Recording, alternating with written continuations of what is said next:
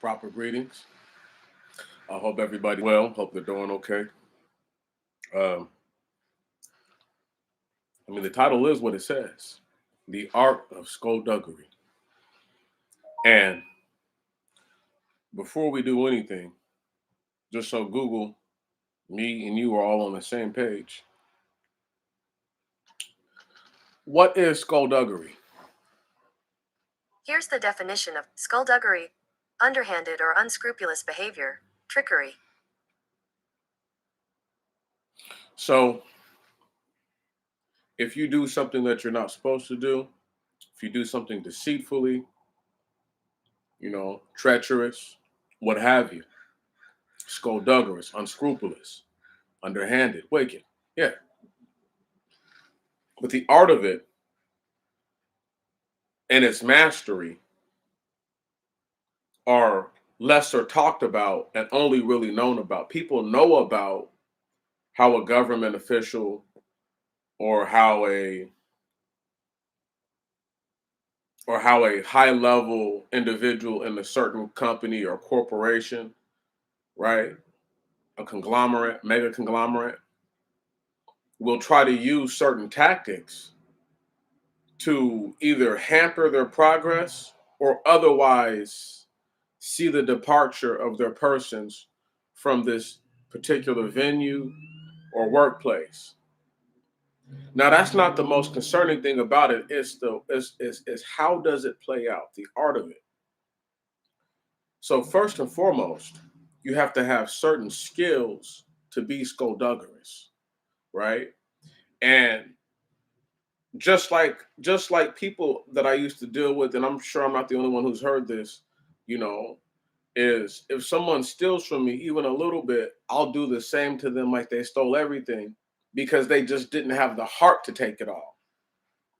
So the first true rule of skullduggery is that you have to have the heart to be all in. There can be no confusion about whether or not you're all in on the art of skullduggery. Don't worry, we'll talk about some examples later, but first we have to talk about what it takes. So number one, you have to be all in on skullduggery. So there is no trick that is too underhanded. There is no action that is too double-sided for you. You have no limits. Your imagination is fluid, right? Lucid, if you will. And so this is why skullduggery has to be seen at this level. It's an all-in individual. Another thing you look for with the art of skullduggery is how well of a liar they are. So, excuse me. So if a person lies exceptionally well and you've watched them lie to other people and you get like they really know how to tell a lie really well, you have to monitor that. Okay, so they're a liar. So not only are they all in, but they're also a liar too. See, you can be all in for anything and not be a liar. So we have to distinguish skullduggery from hard justice. And having said that, not only are they a liar, but they're an extreme opportunist. Opportunism and capitalism are like one and the same thing, but they're different. Okay, because everything can't be capitalized on. Right on. You can't, capital is a gain. Everything can't be gained. Right on. There's not a gain in everything. But sometimes there's an opportunity for you to do something that will put you in another position later, maybe not to gain, but to change where you're at that current place in time, or to change how a certain situation is perceived.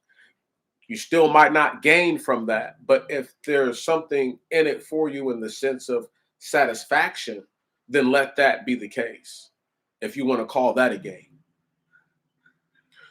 So not only are they all in, they're a liar, but they're an extreme opportunist. Okay. And another point of reference, and I think we can leave this with the just the main four things, and I'll probably name a couple more in a little bit. They're inability to see what they've done is wrong. So they don't have the ability to stand back and reflect on their actions, even if they know that ultimately what even if they know that ultimately what they've done, they wouldn't want anyone doing to them. It's the same concept that they're not able to reflect, though. They can't stand back and get outside of self. They have to truly say, okay, well, if someone did this to me, this is what I would do, but they're not going to do it to me. So they don't see themselves as a victim, only a victimizer in this sense. And so that they don't have the ability to empathize with their actions. They can only see it as, I would never let that be me. Let me get a couple more off my chest. To any good, worth their salt, skullduggerous bastard, the problem is the solution. You hear me? We're going to put out the fire with more fire. How that makes sense, I don't know. See what I'm saying? Thought you fought fire with wind and water. The things that it naturally, even if there's substances within both that will fuel it, if there's too much of it, too much of anything normally puts something to rest.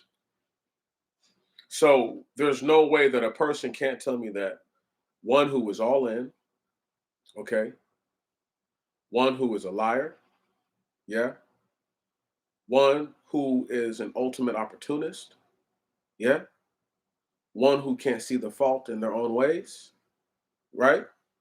And then one who thinks the problem is the solution. Okay, we got what's two more things that a skullduggerous bastard does. The true art of it.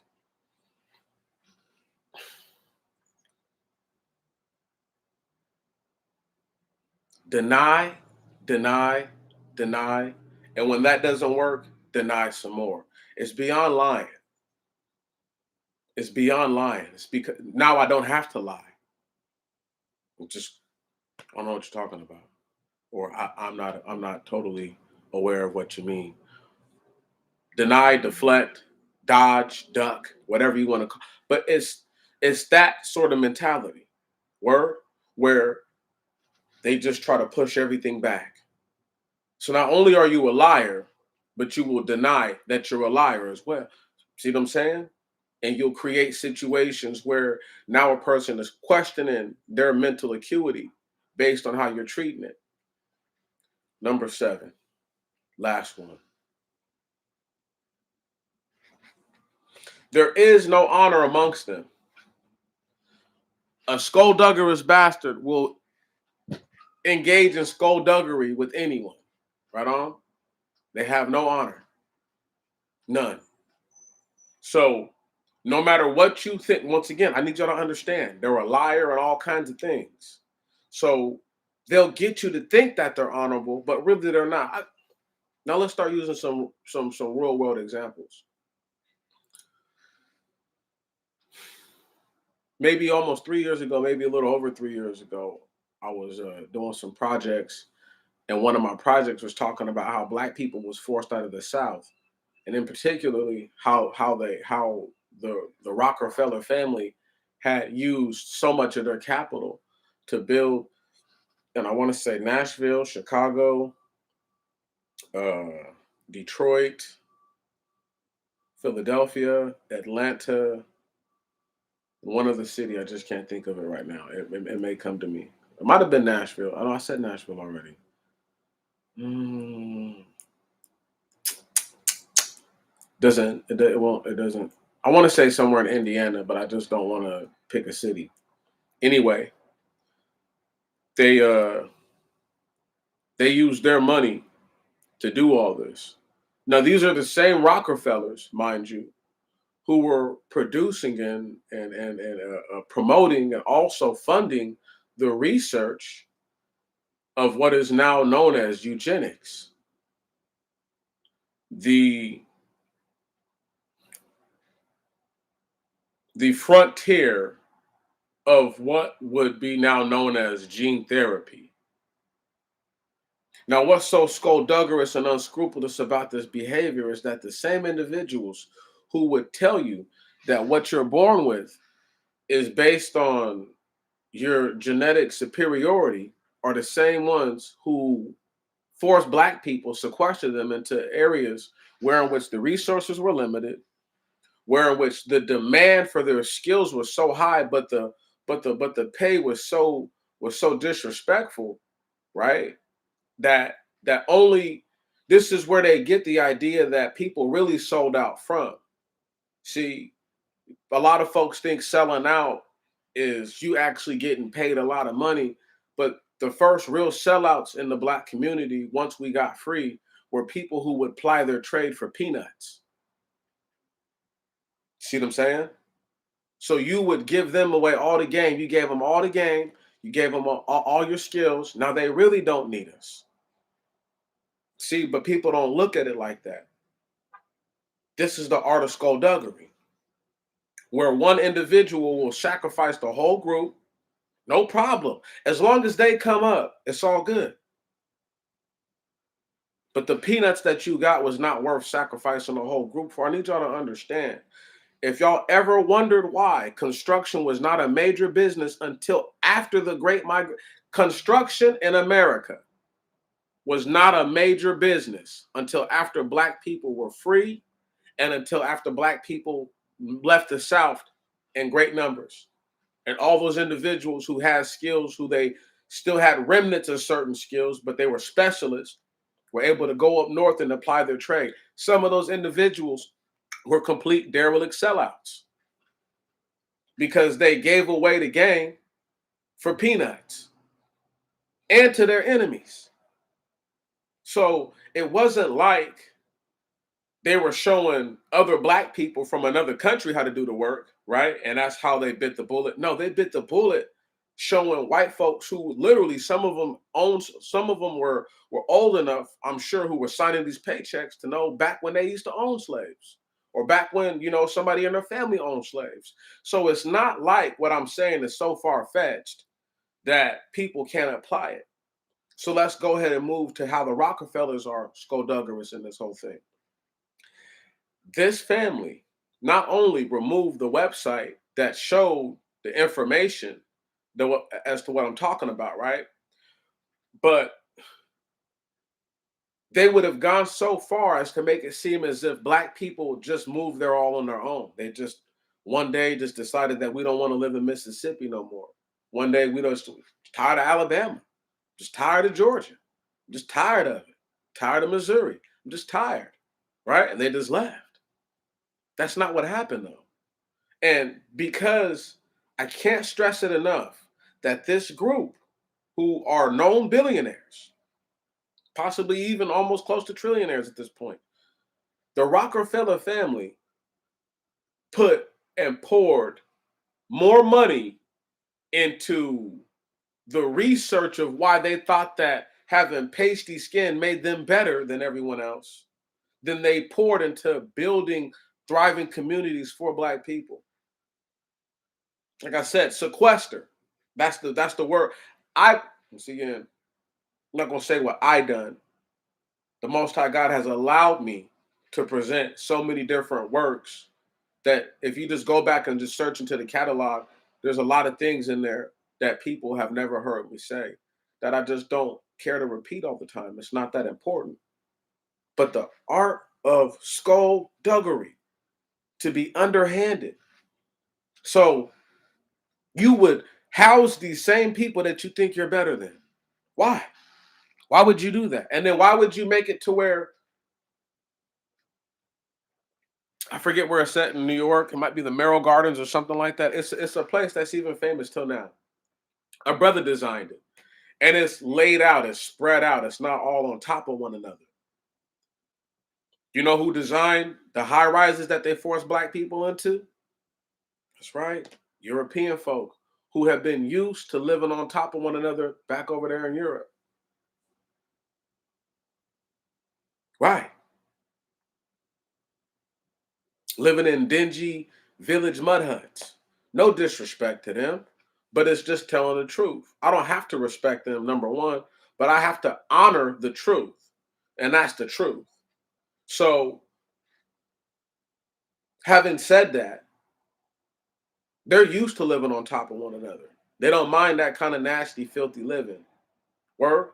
But a true understanding individual, who obviously not scrupulous, I mean, not unscrupulous, had his scruples to him. The brother made it to where folks would live spread out. To this day, it's some of the most coveted land in all of New York. That's where people with money really want to stay. That's where they go and live at. They don't go live right on top of one another. When you have a little bit of change, you try to live in a house in a place like that. And New York is the small state for all intents and purposes. For how many individuals it houses, right? It's a small state for all those people.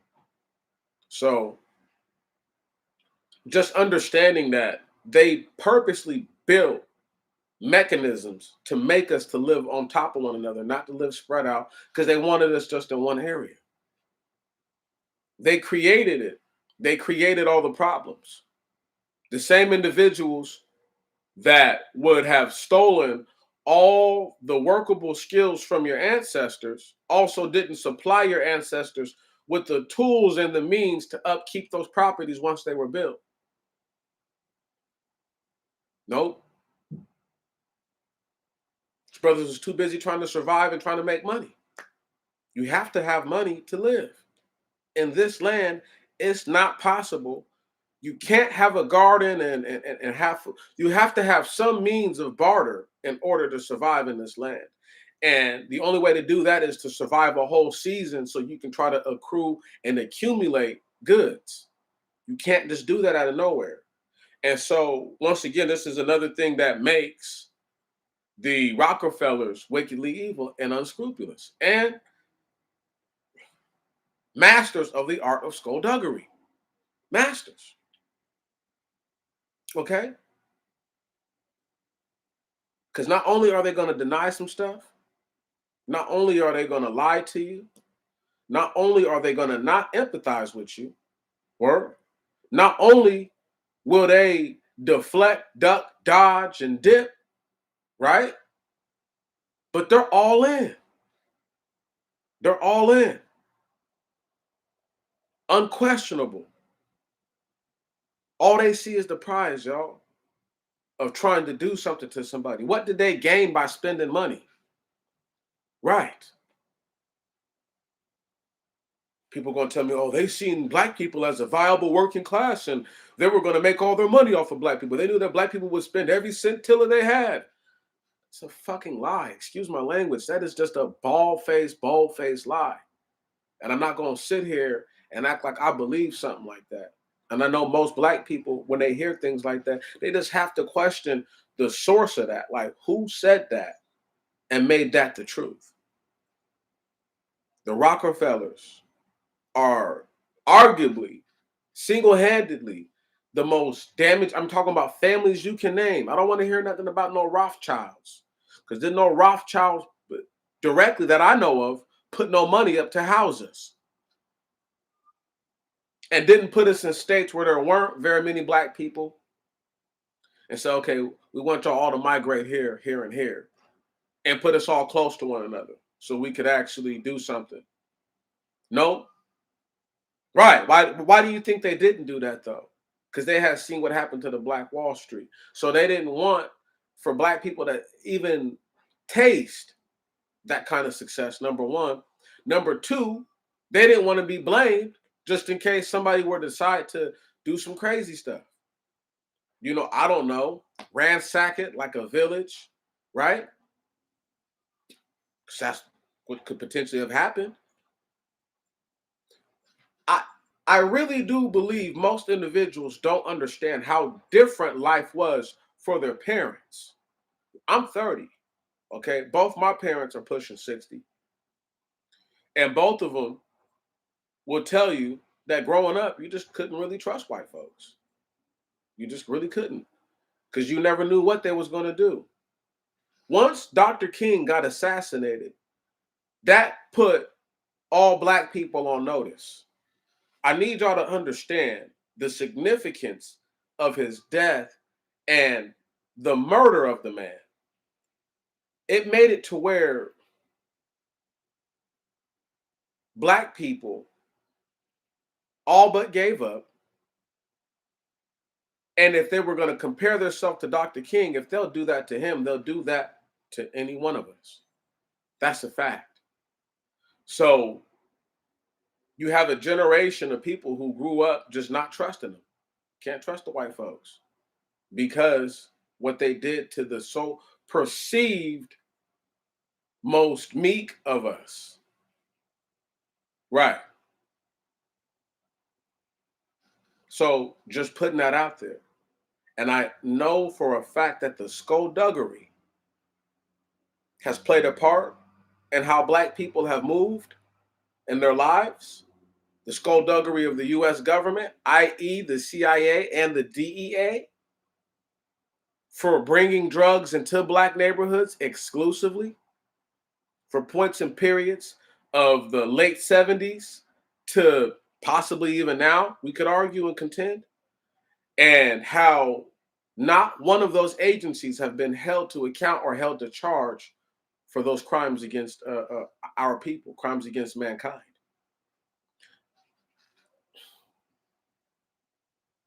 Why do you think that all these government forces all operate the same?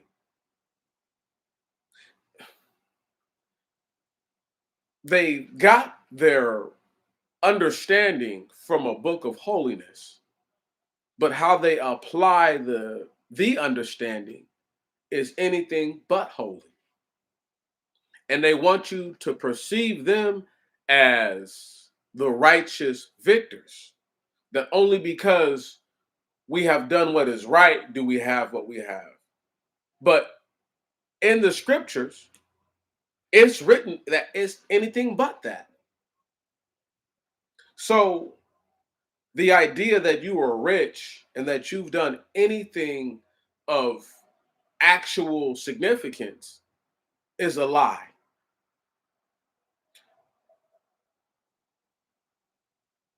I don't have the inclination to browbeat anyone about this subject, but I will say this and carry on and go forward that it's not only the art of skullduggery, it's the level of mastery that goes with it. So someone who's born into a family that has millions or billions or possibly even trillions of dollars at their expenditure comes to understand things that someone who will never see $100,000 face up cash in their life at one single time. They understand things about finances, fiduciary, whatever you want to call it. They get things that other people will not understand because they've never been around it. It's kind of like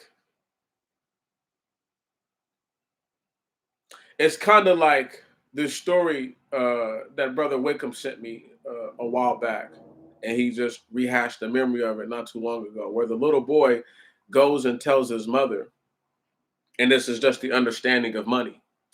He goes and he gets his little bit of change together, and he tells his mother that he wants a Ferrari or a Lamborghini, and she's like, "That's not enough money." So the little boy takes the car and drives off in the family car, and they catch him.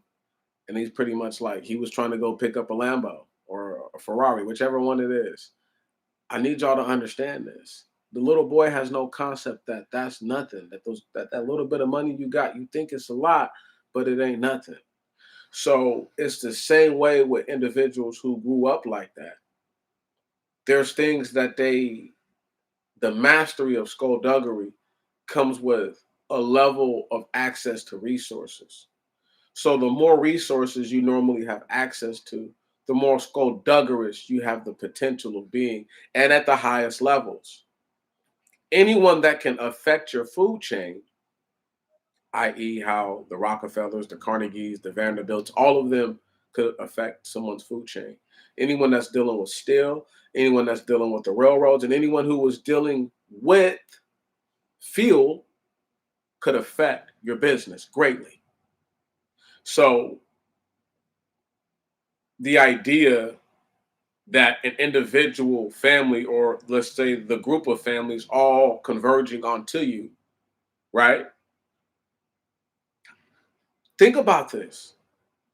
Through a lot of the black neighborhoods that people, little villages that they lived in before they moved up north, are some of the same places that they built highways right through. Same people that they pretty much forced to go north. Think about this.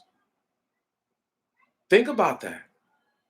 Ain't no movies about that kind of stuff. They talk about it in passing, but there ain't no movies about it that really show you, like, even if there were brothers who stood up to the system, let's say they didn't lose their lives, they still lost their homes, they still lost their livelihood, their ability to provide for themselves and to feel some sort of level of esteem for themselves. See, when you're totally engaged in skullduggery, keeping your target or your victim in their lowest state is a prime objective, because it's the only way that you can engage in the skullduggery without getting hurt. Let me give y'all an example. Before they retreated out of Afghanistan and totally left with their tail between their legs, one of the things that kept the Taliban in check was the threat of airstrikes, because they didn't have access to aerial weaponry.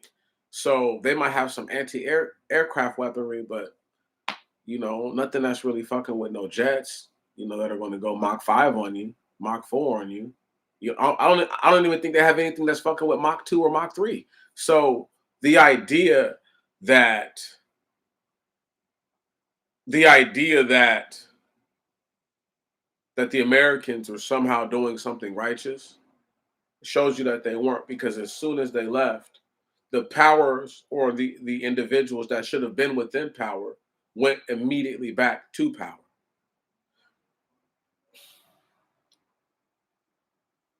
They kept them low by keeping the threat of constant bombardment upon them. And if y'all think, okay, just another case in point of the skullduggery, they made a big deal about 11 individuals who were all civilians getting murdered. But what about the millions that have been murdered since the start of the conflict from indiscriminate bombing such as that? Indiscriminate, just just blanket this whole motherfucker with bombs. That's what they was doing. Those are talking direct orders. What I just said, direct orders. Blanket this whole motherfucker with bombs and make them tap out, not realizing that the individuals that y'all are fighting against are working for an individual who comes from the highest level of skullduggery from all the different governments on the earth. Right. So their ability to withstand and to hold out and to persevere is greater than someone who doesn't have that sort of direction. Neither will they get clandestine support.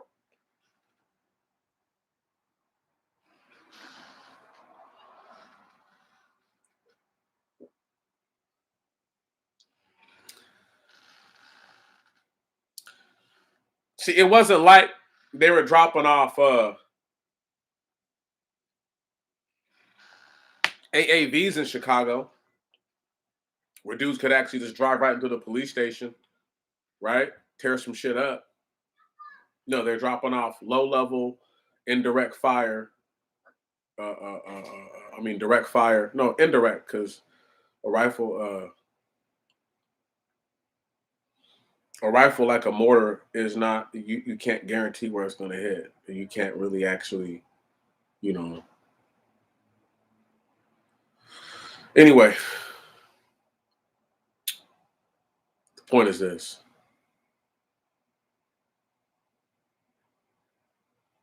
when y'all start to see that the level of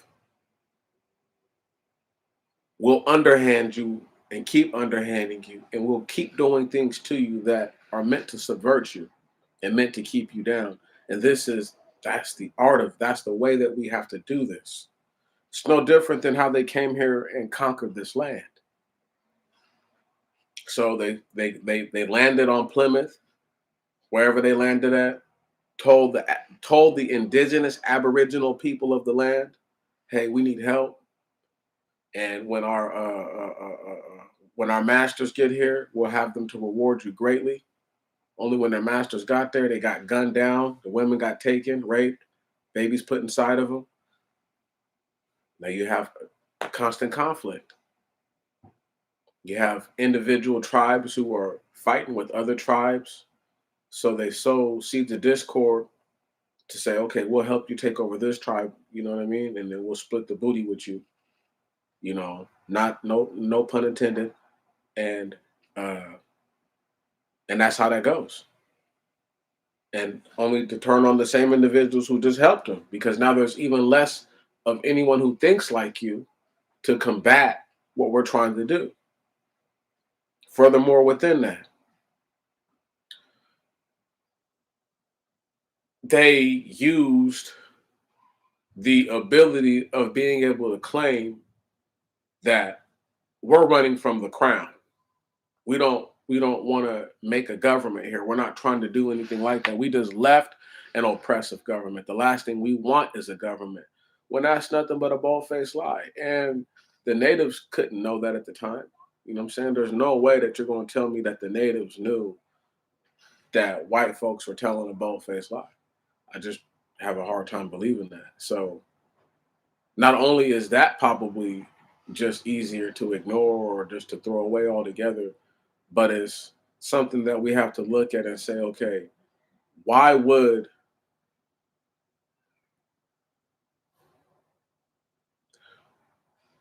why is it that we have to take their word for it, even though what they say is not how it looks right now? So that's what I tell everybody. Apply everything, every little thing that you know to a situation. Doesn't matter if they're lying. Just look at it and just see how it's all playing out. For example, Art of Skulduggery. I was looking back into some of my old videos. I said some of the links then disappeared. Have no fear though. Just because I can't show you the information that showed me that not only Joe Biden, but Mitt Romney and other individuals were all involved in the and what's it called, the private equity firms, a lot of the things like that. Their children are too. What's up, sister? I pray all is well with you. I pray all is well. You know, it's going to be a great day today, because now I'm about to start talking about my own life in skullduggery, right? The art of it. The art of skullduggery. Let me just give you a real life example. Yesterday, Brother Andre Wickham called me. I sent him one of the swords that I used to own through the mail. Uh, I put it in a box. I taped up the box with this same green tape right here. Uh, the box was sealed, supposed to have been sealed.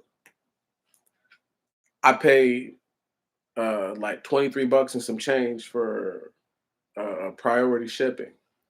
Not only was it not put on the priority list, but the box, when it left Kent, Washington, right, which is the processing center, it didn't even have a weight for the box. So, it was awkward to say the least for Brother Wickham to tell me that he received the empty box, empty. And he said when he got it, he said it felt like it was empty. But he's like, he just didn't want to believe that. So when he went to the house, he checked it, and lo and behold, an empty box. And they're gonna tell me that pretty much there's nothing that they can do about it. And they sent me an email saying that they got folks working on it. Listen to this, y'all. Listen to this. They want me to believe that someone who was not working for USPS possibly tampered with the box. But I've been to USPS facilities. I've actually been to they have a mail sorting facility out here in Fife, Washington, where they separate certain packages. They have tape in the building. I remember there my first night working there. I worked there one night, and they ended up sending me home because one of the cats was in there acting crazy. So I'm always the common denominator. This dude's been acting like this whole time. I need to go ahead and straighten him out. Anyway, point being this. They literally sent my bro an empty box. Okay. And I know that their clear tape from USPS was put on the box, you know, but they would just deny that that's not their tape. Even though you want me to believe that somebody opened the box, a thief opened the box and didn't just get rid of the whole fucking box. Excuse my language. Right? A thief carrying tape around. We're talking about thick tape, not the little baby scotch tape, some thick, clear tape. A thief is just running around stealing stuff out of boxes and taping them back up and sending empty boxes to folks. Man, come on, man. That's the most ridiculous shit I ever heard. But it's not nearly as ridiculous as Stephen Mueller. That's his name. I'm going to try to do my best Stephanie impression real quick. This individual calls me, right? I can't make this stuff up. Today's the 23rd, so this dude called me on the 15th. This cat, and mind you, I had court on the 20th. This cat calls me and says, "Hello, is Demetrius there? Is Mr. Jones available?" And I'm like, "Speaking." He's like, "Hello, this is Stephen Mueller." And I was like, "Okay, whatever." And I was like, and I called him sir. And he's like, "Actually, I would prefer if you called me Stephanie." I'm like, oh my God. They got the tranny on my case, right? So I ended up having to request new counsel. I got some judge what's this dude's last name? Judge, listen to this. Kuljinder Dillon. And this could be an Indian dude. This could be a white dude. His name is spelled hella crazy. Dillon is spelled with the H. D-H or Dylon. It might be Dylon. I might be tripping. Okay? But it is Dhillon. Kuljinder. Kuljinder. Kuljinder. Listen, that sorry bastard gonna try to tell me that, oh, Miss Mueller is an excellent representation of the courts, and but I said this motherfucker's out of his mind. But that's the level of skullduggery. They're all in on it. They have no bounds. Lie, deny, deflect. Can you dig it?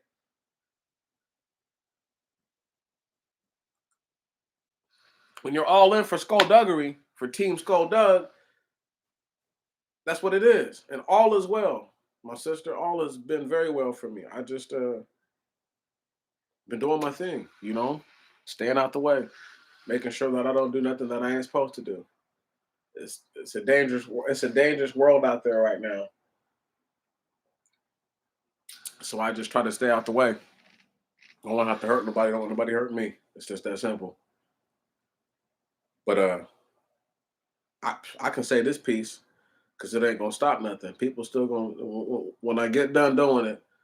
When I get done doing this video, there's gonna be a lot of skullduggery that's gonna be committed today, tomorrow, and the day after that. Changes nothing, but it just gives people something to look for. Like, okay, are they acting on some skullduggery right now? The fugduggery, as I like to call it, because fug, F-U-G, means smoky or foggy or, you know what I mean, unclear, right? So it's the same thing. Deception, doing some bullshit you ain't got no business doing. And that's why I can't respect that. You know, I can't respect that. I can't respect the fact that you got individuals who literally have made it a mission to not only subvert the idea that there's any wickedness in the world, right? But they have their own words to try to defeat what it's actually supposed to mean. So, for example, you have cats who want to say something like amoral, right? Meaning you don't believe there's any right, there's any wrong, it just is what it is. Okay, if that's the case, why does anyone hide their hand? If there's no right, no wrong, why would you even try to be deceiving anyone? You see what I'm saying? Why would you try to trick somebody? Why would you just not say what your plan is? I want you to give me all your money. I don't want to spend any of mine, and we're both going to make money on your money, right? Why not say that? Why come with all these different schemes and these different ways of trying to get somebody to give you what's theirs, you not use yours and you come up off of theirs and tell them that you did them a favor, right? See what I'm saying? If if individuals acted in that mannerism, you could tell me that there's no such thing as skullduggery, right? And that amoral, whatever that's supposed to really represent, you could tell me that that's true and that's real. But an amoral individual won't go try to sleep with the married woman and then go tell her husband. Why not? If there's no right, there's no wrong. Why do you even care? That's it, right? See what I'm saying? But they're afraid of the consequences, just like any skullduggerous bastard would be, because they know that that's a deception, it's a lie, and they're denying their own selves of the truth. This is why a skullduggerous person is dangerous, okay? And we didn't talk about this in the art, the mastery of it, but a truly skullduggerous bastard is dangerous because of that, because they deny the most basic truths to themselves. So not only do they not realize when they put themselves in danger, but sometimes they don't realize when they put someone else in danger, someone who they claim to care about. Nigga will be like, oh, that's my people. But you left them high and fucking dry. So how much of your people are they? I don't respect anyone's persons. I honor the system. I honor the fact that they are a living and breathing individual, a being of some sort. I honor that. I honor the idea that I don't want anyone doing a certain thing to me, so I will not do it to them. I honor that. I honor another person's or another individual's indignation, their frustration, their agitation, their jubilation, their tribulation. I honor all those things. I don't try to antiquate or sequester them into an area where they don't belong or act as if they're just being emotional or sensitive. Having said that, though, a skullduggerous bastard has no means to know when they're in over their head most of the time. Even the most masterful ones, because they believe that there's always a way out for them. I'll figure out something eventually, because they always believe that there's someone who's willing to sell out. There's always someone who's willing to give up or give in. There's always someone who's willing to either be the sacrificial lamb or bring a sacrificial lamb to the cause, a scapegoat, even if that's all you can get. The skullduggerous individual sees they don't believe in hopelessness. You see what I'm saying? They don't ever believe it's hopeless. They always believe that wickedness, some level of trickery will get them out of this. That's what they believe. Why do you think the US government hasn't said very much about the border? Because they figure that some other crises may be ginned up from it, right? And then they'll be able to totally capitalize, as an opportunist would, on the situation. That's what a skulldugger's bastard gonna do. You got to be all in. You got to be an opportunist. You cannot, once again, you cannot, what's the word I'm looking for? You cannot,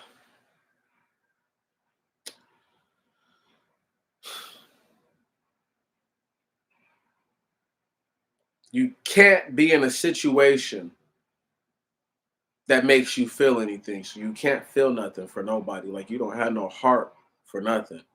Word? You know what I mean? You don't have no love for nobody. That's a true skullduggerous bastard, on top of all the other things. So if you have ever experienced, once everybody's committed some type of skullduggery on this earth, If they're a living person, Gentile, whatever, right now, they've committed some form of skullduggery, whether it's high level skullduggery, whether it's low level skullduggery. They've committed it. I know they have. I'm the first one to tell you there's things that I've done in my life that I'm not proud of, but at least I can say I walked away from the situation and I learned from it. I don't think I'm invincible. I don't think I'm untouchable. I don't think nothing like that. So I'm able to reflect and say, okay, you know, you shouldn't do stuff like that, even if you do walk away from it. You know what I mean? Even if you don't supposedly get held accountable for that in that very moment, when other things happen to you, you have to be able to accept that. You see what I mean? Like, you can't just think that there's no consequences for you. But a skullduggerous individual, they can't empathize with anyone. They have no empathy. They don't see it from, if that was me. They can understand, like I told you. They'll say, oh, that would never be me. I would never let that happen to me. That's how a skullduggerous individual thinks. So they try to convince themselves that, oh, I would never let nobody play me for my money like that, or I would never let no. But it's not your choice. Word? If someone chooses that they're or decides that they're going to act a certain way with you or be a certain way with you, you don't have a choice but to accept that. That's who they're gonna be.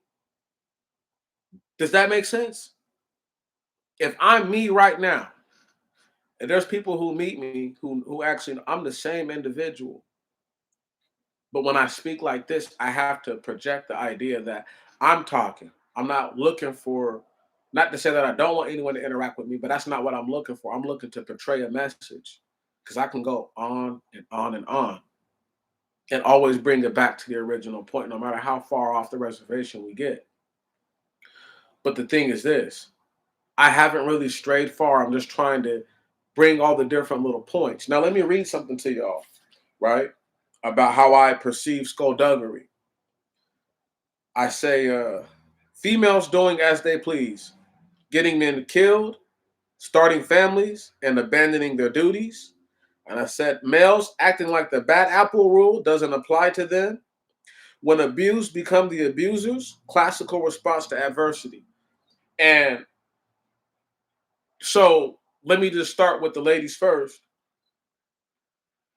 There's a lot of ladies who engage in skullduggery by getting other men killed, getting women killed, getting children killed, right? They'll start families and they abandon their duties. So it's not just them abandoning their families, because sometimes they don't abandon a family, but sometimes they don't hold the title of a mother the way that she calls herself a mother, but she's not really a mother. You get what I'm saying? She would rather, she's more concerned about herself than she is the actual well-being of the babies or even of the man who's the main provider. And she may be sleeping around doing whatever she wants to do, or she just might be even even e- even if she's not sleeping around, she may be derelict in other ways. She just drink wine all day, drink beer all day. She just stay faded. She's never sober. Word, you ain't never seen her sober type of chick. Word, every time you see her, she got something in a cup with a straw in it, and you know she ain't drinking water. So, no disrespect to the ladies, but I don't have to respect anything or anyone like that. Right? I just have to honor them. You know, I have to honor the fact that that's still a woman. I have to honor the fact that she can always turn her life around. But once you get to a certain level and a certain age, maybe it's not too late to change, but it's too late to change what happened, and it's too late to make amends with certain people. Some folks may have already forgiven you in their heart, and now they're moving on. They literally just don't want nothing to do with you because you abandoned your duties when you were supposed to uphold those duties. And you want someone to treat you a certain way, but you haven't treated the situation that you helped to start a certain way. Now here we go. Let me move on to the brothers, right? This is all skullduggerous. Males acting like the bad apple rule doesn't apply to them. When abused, become the abusers. Classical response to adversity. Oh, man. So there's so much to be said about the fellas. Everybody's not Demetrius. Everybody's not well spoken and knows how to articulate themselves like I do. That's okay. Because you can still get along with somebody and you can still not be the problem. Let me go ahead and point it out like this. You have brothers who will say, okay, they don't want children. All right. Okay, that's fine. You don't want any children. They don't want to be in a relationship with a woman who they feel is not totally committed. But you already don't want children, but the latter part doesn't even makes even less sense, right? But they still want to run through the females. And they'll call them whores when they get done. And then they move on like they ain't did nothing wrong. And talk about how trash all the females are. So when I say when abused become the abusers, classical response to adversity, that's like that's like when a guy is with the female and she steps out and does the unthinkable and lets someone defile her. Boom. Check me out. As opposed to him saying, okay, what did I do to cause this situation? I know what she done. She done fuck somebody. So I mean that's clear as day. But what did I do as an individual that possibly brought this upon? Was I just not attentive of her behavior enough? Should I never have been with her in the first place to have said that? Right? Was there something that I used to do that I stopped doing? Like you have to analyze the situation and you can't just try to dump it all off on the female and be like, oh, this is her fault. Even if it's her fault that she done what she done, is there nothing that you could have done that encouraged that? And that's a major thing to look at. But because the art of skullduggery is to lie and deny, duck, dodge, dip, weave, right? You can't, you know what I mean? You can't even get a straightforward answer.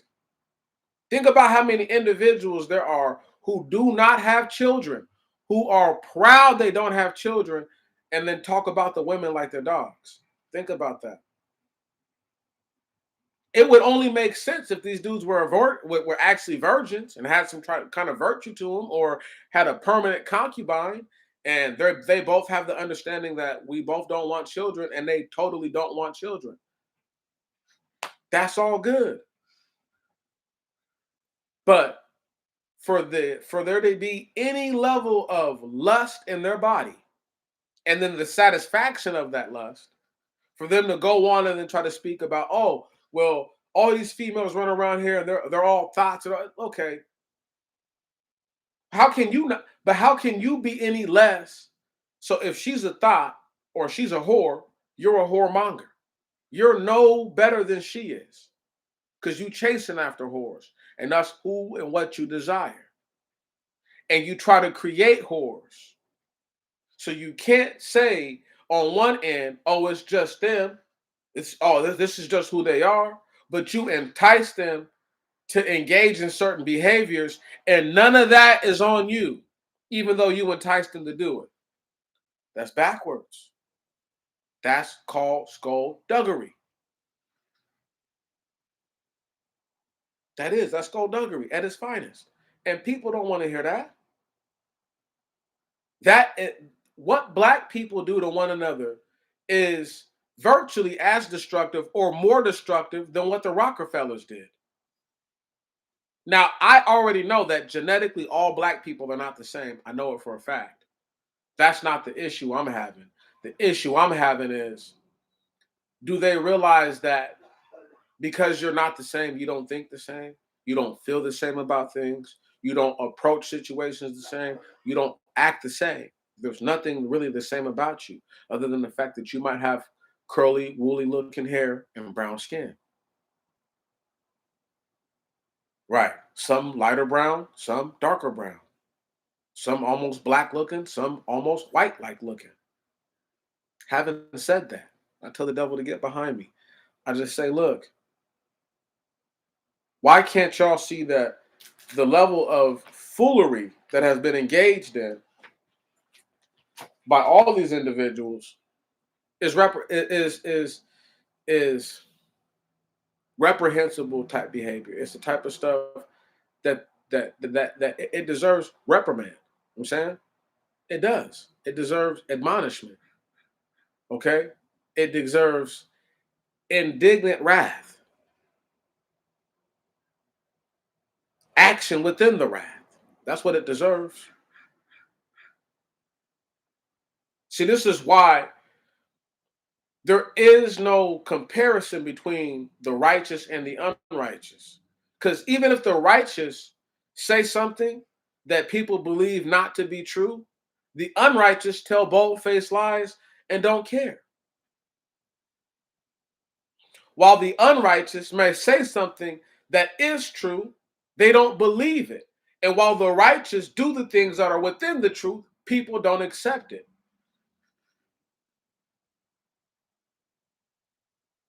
Case in point, I heard someone talking the other day, and the individual at the end of their video, they might not have thought that I watched the whole thing, but I watched pretty much the whole thing. I watched enough of it. And at the very end of their video, they're talking about hoodoo and voodoo and how certain individuals had, in his mind, in his perception, had helped to cure or to at least stymie the spread of certain communicable diseases that may have been seen as pandemics at their time. Having said that, these individuals that he's proclaiming these individuals were people that were of of a certain of a certain physical description, and they were obviously of a certain level of belief. Now, the same individual did not admonish them for engaging in witchcraft and sorcery because this individual themselves is involved in skullduggery, and they talk out of both sides of their neck. See, it's awkward that someone could worship someone, could believe in ancestral worship, right? Praying to their ancestors, but you won't pray to a God that's living right now. Think about that for a moment. They're dead and gone, not coming back, as far as I know. And you pray to them, but won't pray to the living God. Right. This is how I know that these individuals don't understand. Like, they say things that go against all true logic. So if hoodoo and voodoo were so powerful, how did niggas end up being slaves for 240 years?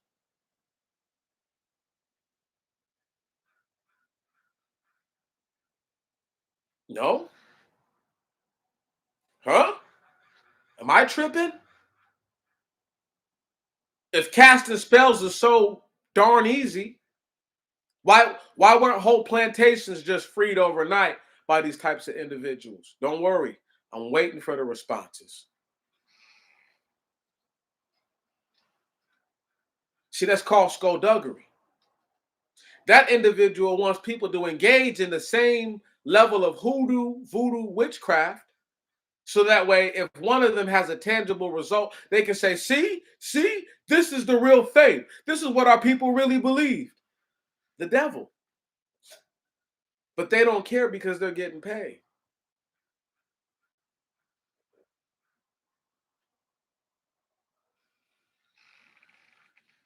Woe to them that build their riches on wickedness and deceit. Woe to them who build their houses on blood. Come on. Woe to them.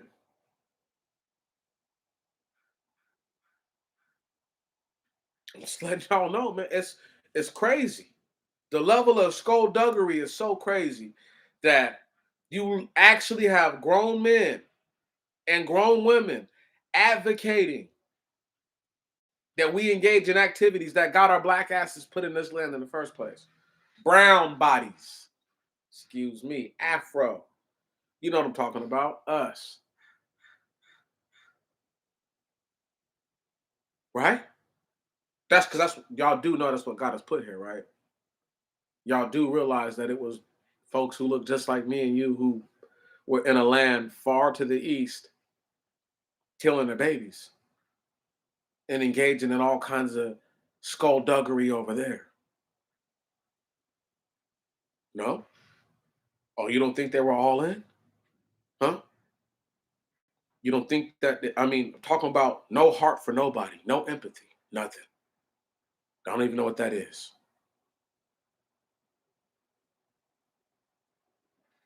Take it, put it in your front pocket, your back pocket, your coat pocket, put it in the breast pocket, put it somewhere, sister. Right on. Put it as a pick in the hair, do something with it. Use it. It's yours to take. All this stuff is for people to use. But I just pray that, you know, you don't waste your time on the wicked, sister. You know, we can't save those that don't want to be saved. You know, they don't want to be saved. Word. Uh quick point of reference. Did you know that term saved? The what the Christians love to use. Oh, are you saved? Did you know that that term actually comes out of the book of Enoch? I have to go back and dig up the chapter, but but it's written there that so many will be saved. And it just dawned on me. I said, oh, that's where they got it from. See, that's how I know that the book of Enoch was common knowledge back then for a lot of people. You know what I mean? Like, but anyhow, sister, just realize that there are people who are using all the all the wrong, or what I would say, just they're going about it the wrong way. They so badly want to see real power manifest that they would do something dishonest to achieve that. I believe that a person can have more than one spirit in their body. Well, I know, and I'm not saying anything skullduggery. Elijah, when he was about to be taken up into heaven, he was with Elijah, and Elijah said to him, you know, pretty much, I want your spirit to be poured out unto me. You know, oh, no problem, sister. But Elijah says to Elijah, this is a hard thing, so you know, I'll know based on the signs, pretty much. Like, if you're with me when I get taken up, then it'll happen. But if you're not with me, then it won't happen. And so when Elijah gets taken up, the spirit of Elijah rests on Elijah's body. Now, a lot of people are like, that's bull. No, that's what happened. Um, so it's easy for someone to believe. What I'm getting at is this: it's easy for someone to believe that they've accomplished or achieved a feat all on their own, not realizing that they may have invited a spirit into their persons, into their physical body, that's actually enabling them to do that. Now that sounds awkward. I know that sounds crazy, but it's actually not. It's like a frequency that can mesh with your frequency. And if it's allowed the time to grow, that frequency will become the predominant frequency in the body. It's like watching good people turn to bad people. Uh, uh, uh, uh, uh, uh, Somebody who never smoked a cigarette, never drank beer, never did none of that, right? And I'm not saying that people who drink beer and smoke cigarettes are bad, but I'm trying to break down the whole mindset here. This person, they never did none of that. But the next time you see them, they're totally strung out on the streets, you know, complete dope fiend. So um, there's a spirit, there's an energy within them that allows that to happen. It's not like that's not who they really are. Anybody who knows them knows that that's not the real them. Word. And that's they've been overtaken by all the spirits that are present and available in whatever it is that they're doing. You know. How you doing, sister? Or is that, you know, is it you and Mr. Tabor? Is it the whole family, or is it just you, my sister? I'm gonna give you a wrench too. I like everybody on my channel to especially anybody that has a regular name, to have one of those things. So that way when they talk, just in case YouTube decides to send, it's been a long time since they sent any trolls around here, but just in case they decide to send some, you guys can smack them down for me. How you doing, sister? But yeah, I as I was just saying to Sister Darkchild that when people do certain things, there's a spirit in it, right? So I have a beer down here in this cup. Whatever frequency was in those hops when they cook and they brew it all together, and whatever other spices, whatever frequency is in all those spices, even if it's just at a micro level, even if it's just at the subatomic level, you put that into your body. That changes how you act. This is why when they say, "No, he got liquid courage," this is why they actually call liquor and wine and stuff like that spirits, because there's an actual frequency that exists within that in particular substance. So whatever that frequency is can change how you think, can change how you act, can change how you feel overall.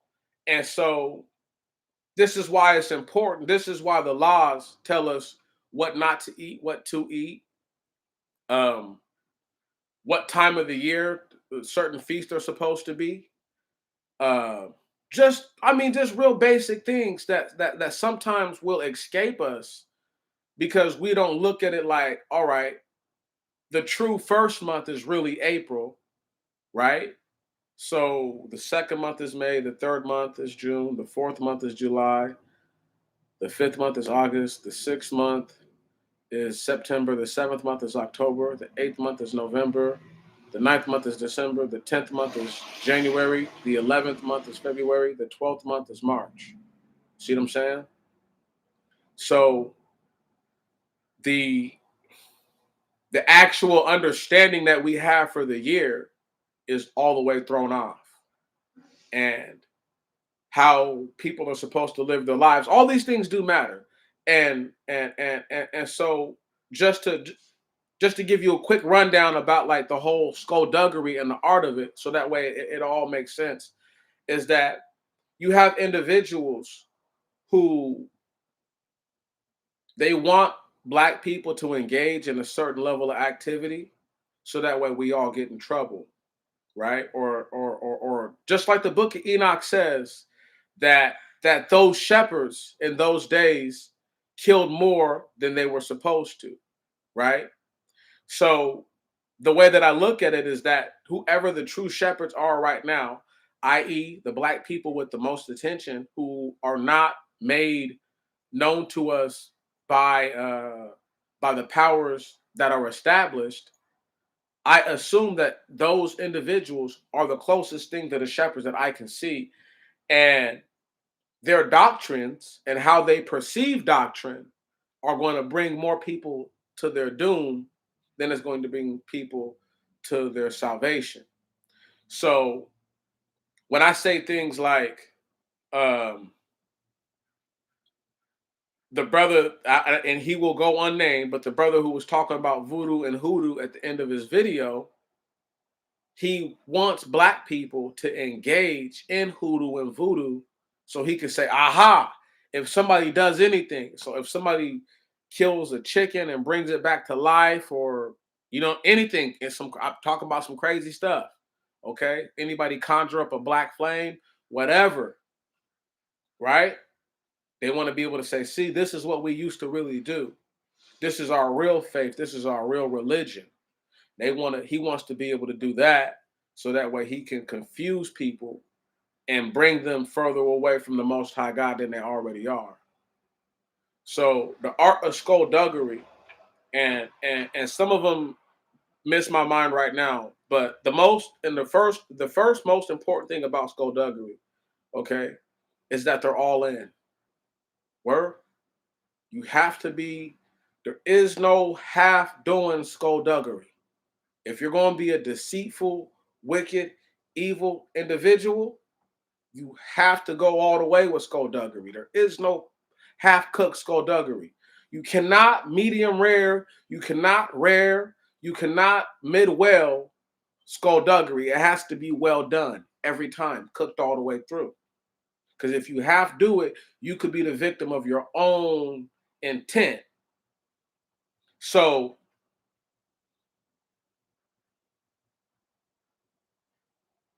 Like I told Sister Darkchild and anyone else who done dropped by, just last week I had an individual assigned to a court case who's for all intents and purposes, this is a male born with male anatomy. They want to be a female now. They want to be called Stephanie. Anyway, the craziest stuff in the world is I had to get him up off my case. Number one, right? But number two, it showed me the level of wickedness the courts was willing to try to subject me to, right? Try to oppress my persons to, just to try to make me submit or surrender. Like, yeah, we'll make him work with. And the craziest thing about Stephanie has a 23-year-old daughter who has cancer. Why do you have children if you thought that you was a woman your whole life? You see what I'm saying? Like, that's the level of skullduggery we're dealing with.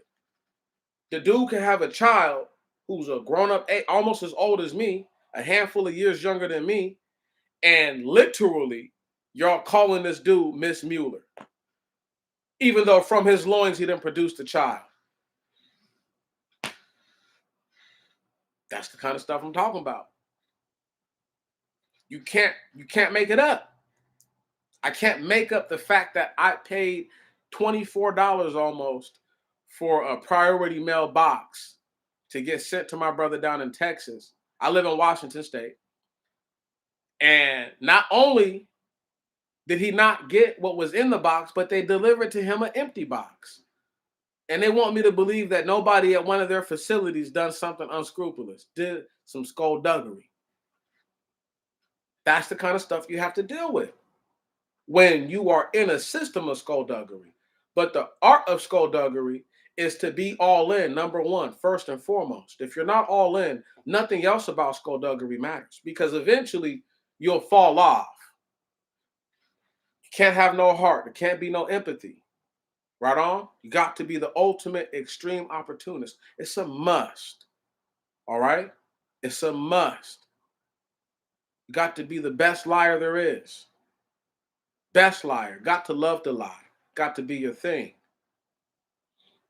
Deny, dodge, dip, duck, whatever. Deflect, whatever. Everything. All that stuff is on the table. You see what I'm saying?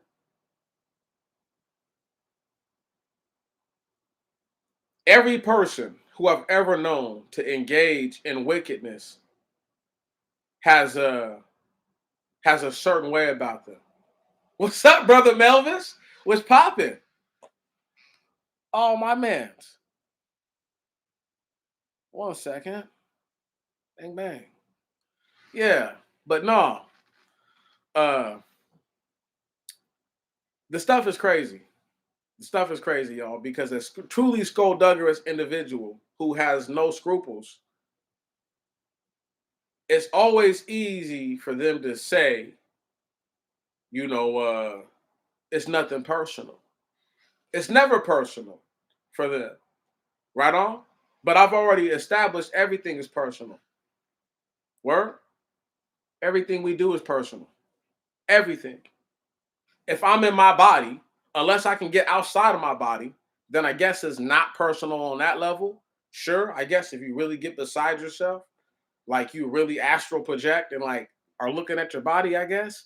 But everything is personal. And the art of skullduggery is just that. And it's good to see you, bro. I'm glad to know that you're doing okay, man. Uh, you know, this one has just been pretty much, bro, just trying to explain to the people my version of what I think skullduggery is. Skullduggery is anything that is underhanded or double dealing, trickery. There's too much that goes on with the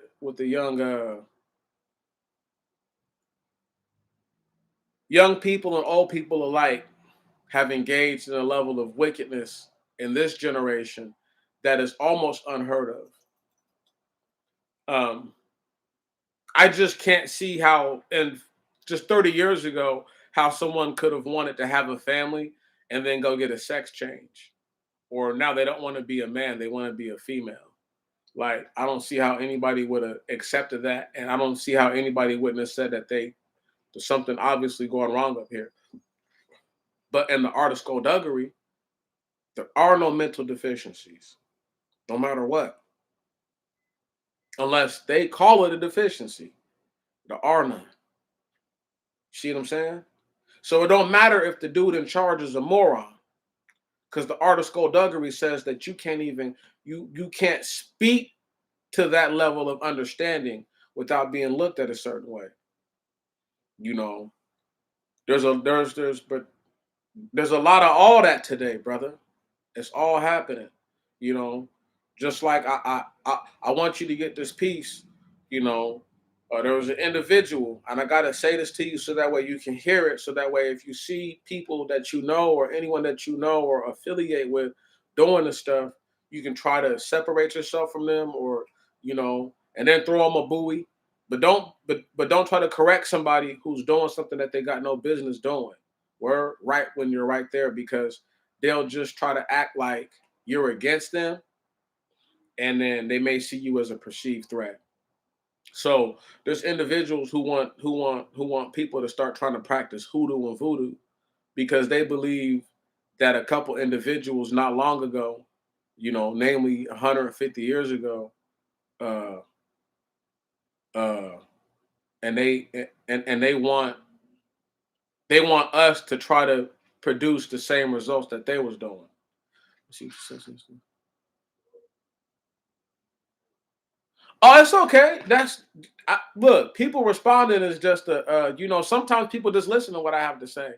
You know, uh, I don't mind people just listening to me. They don't have to respond to nothing, because at the end of the day, even if you just respond to what you hear out loud while it's just you and your mother, you know what I'm saying? You still are engaged in your mind, and that's what I'm trying to do. I'm trying to get people to engage in healthy thought, without looking down on ourselves too much. Because a lot of us have that, even myself, you know what I mean? Where every once in a while, how I perceive what I think is righteousness is not who I am as a person. So, as opposed to trying to figure out a way to get to that level of righteousness, I beat myself down a little too much. And it's easier, and I think it's more healthy if we just do it not only at the pace that we know how to do it at, but do it to where the results we can live with no matter what. So even if we don't get the results that we desire, we still engaged, and we still did something that we might not be comfortable doing normally, something that we might not have thought about doing, right? Or something that may have actually been pressing on us that is very important. And then we change how we try to perceive it. But there's no need to respond and all that. You're living your life. You're busy, and I really only do these like a PSA, because I want people to know that there's somebody who cares about these things. Skullduggery is a real thing. It's not make believe. Like I didn't make that word up. You didn't make that word up. That word been around for a long time. And those who made up the word skullduggery more than likely were engaged in it. So that's how they knew what it was. You know, uh, unless they were just victims of skullduggery, then that could also be the case too, because either the perpetrator or the victim is the one who coins a certain term. You know, like I was saying earlier, about female and male behavior, is that you have sisters out here getting brothers killed, and they start families, and then they try to abandon their responsibilities. And then you have brothers who believe that the apple, that they believe that the one bad apple doesn't apply to them. And these brothers, they go from the abused to being the abusers. And it's a classical response to adversity, you know, because most situations, right, that you can think of where somebody is the victim and the victimizer, a lot of times out of 10, we're talking like 8.5 to maybe 9.5 times out of 10, the victimizer has been the victim before. And almost no matter what scenario you pick, and almost no matter what thing you say, the individual who's doing that has normally been a victim of that before. That's the truth. And this is why skullduggery is at an all-time high. Because you got a lot of brothers and a lot of sisters who have, I don't even want to call it baggage, they have unresolved issues in their life. And what they need is closure. Whether they need it from an individual or they just need circumstantial closure, they need some form of closure. And they have yet to get there. So it encourages them to engage in what is unscrupulous activity. Now, having said that, I'm not excusing anyone. I'm not pardoning anyone. I'm not abdicating, which is to remove or to suspend, right? I'm not doing anything like that. Nobody's exonerated in my book. But it's if I would be skullduggerous in my own effort to speak on skullduggery and to not talk about why people do engage in it. It's not just because they're always wickedly evil, but most of them are. See what I'm saying? Uh, if they're not wickedly evil all the time, they have moments where they can be wickedly evil. And that's what makes skullduggery so dangerous, because it's not like somebody can look at all of any one individual's behavior and say, okay, I know when they're going to act up.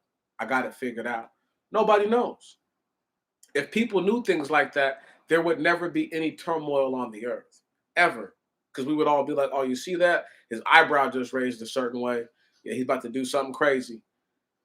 It's not how it works.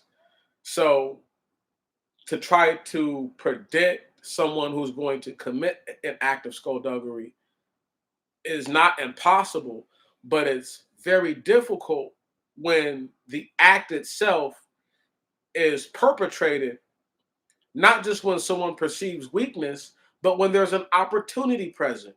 So it's not like you're going to be able to identify that they're going to engage in this wickedness against you, because you may not have the opportunity yourself. You may not have the time or whatever, the leverage, the capacity. For whatever reason it might be, you might not have the chance to identify that this person is going to become problematic, and they plan to do so. So a great way of explaining it is is let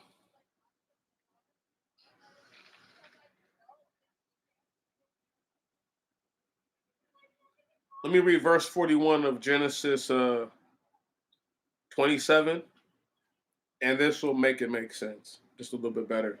And Esau was angry with Jacob because of the blessing with which his father blessed him. And Esau said in his mind, let the days of my father's mourning draw nigh, that I may slay my brother Jacob.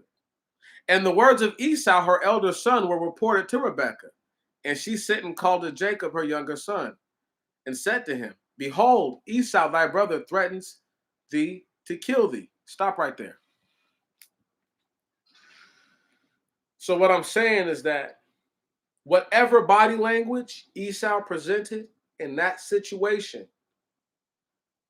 even though he said it in his mind, unless somebody read Esau's mind, that's also okay. That could very well be the case.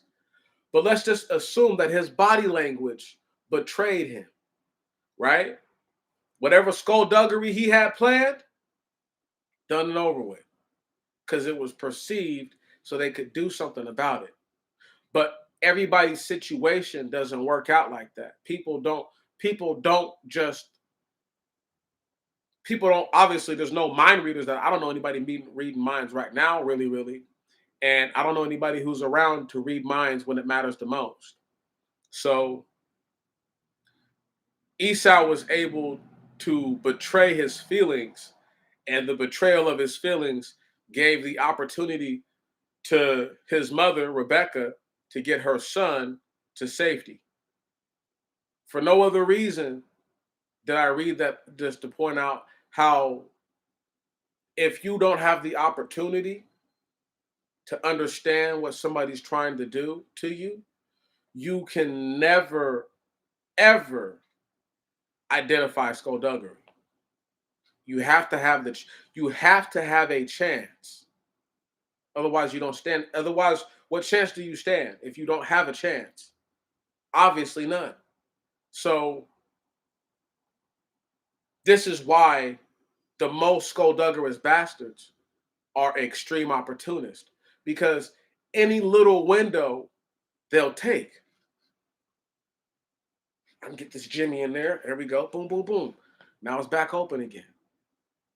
This is the kind of dude to be like waiting outside the front of like a nice a building where you have to have like a key card to get in or have to have a key to get in, right?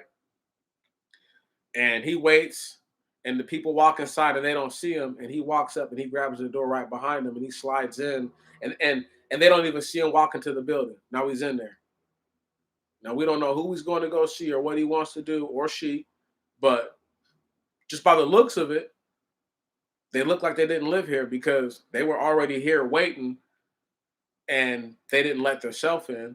They waited for someone who really didn't see them, didn't bother to pay attention to their persons, right? To their individual character. And so therefore they were allowed to put themselves in position. Once again, the smallest opportunity. They didn't need a large opportunity. They didn't need for somebody to be moving out or moving in and the door to be kicked wide open. No, they didn't need that.